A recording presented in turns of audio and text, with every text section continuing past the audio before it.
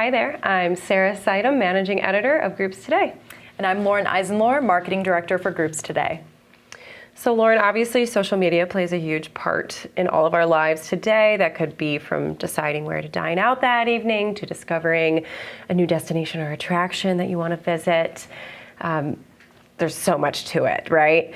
And as of January 2022, according to Sprout Social, there are 3.96 billion total social media users across all social platforms, which is an insane number.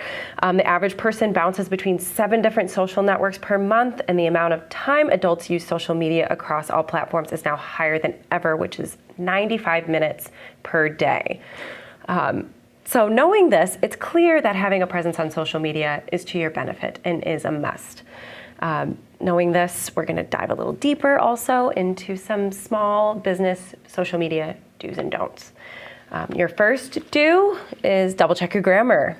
Very simple, but sometimes it's not. Your credibility can go down the drain sometimes if there's a typo or a grammar issue. And that's because people will read it and assume, oh, if someone's not willing to pay this close of attention to these little details, what about the bigger details? They might not be able to pay that close attention to those things as well. Apps and plugins like Grammarly are going to be your best friend in situations like this. They'll catch those little things and even make some suggestions to help you along the way. That was a perfect tip for you to start with as the managing editor. Sarah and I proofread a lot of things before they go out. So another tip for social media would be to search for popular hashtags to use. And you can use hashtags on all of the different platforms for the most part. And so you want to do some research, as in searching the hashtags yourself, just to see what's popular within your industry or your type of business. So the other piece of that, though, is you want to make sure that the hashtags that you want to use aren't associated with something that you might not like or has nothing to do with what you're trying to say. I always say hashtags are used in 2 different ways. One, it's to categorize so that you can quickly search and find something all about the same thing. Or it's to say some sort of witty remark at the end of your caption, just to, add a little punchline or something funny. So you can use hashtags in 2 different ways there. But they do expand your reach, especially if you're using them to categorize things. It's going to expand your reach. The other piece that you can use in addition to hashtags would be Reels. Reels you can do on Instagram. They're pretty much isolated to Instagram, but the algorithm for that platform in particular favors that, so it's going to push your reach that much more. Mm-hmm. Absolutely. And engaging with your social media community is huge, right? It is, yes. And so I always tell my staff, for all of our clients, every morning go on for 10, 15 minutes or so and look through all of the platforms, see if somebody had commented, see if somebody liked something, if they retweeted it, and see if you can engage back as your brand. So write a comment that makes somebody feel acknowledged because they said something. It goes a really long way. And the more that you engage, the more it tells the algorithm that what you're putting out there is entertaining. So it pushes your reach that much more. It's very cyclical. Yeah, It really is. Another writing tip for you, we're shifting to some don'ts, is don't plagiarize. And sometimes this is obvious. Other times, some people don't necessarily realize that they're plagiarizing. So give credit where credit's due, when in doubt especially. This includes linking back to where you originally found something. If you're trying to use some language verbatim, you need to put it in quote marks.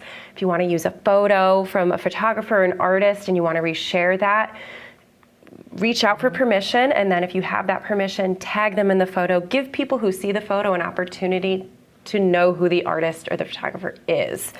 As long as you cite your sources and give proper credit, you should be good, but don't skimp on doing that. No, because you can get in a lot of trouble and sometimes get fined for it. That So too. You just In want to addition. be, yeah, you just want to be very cautious there.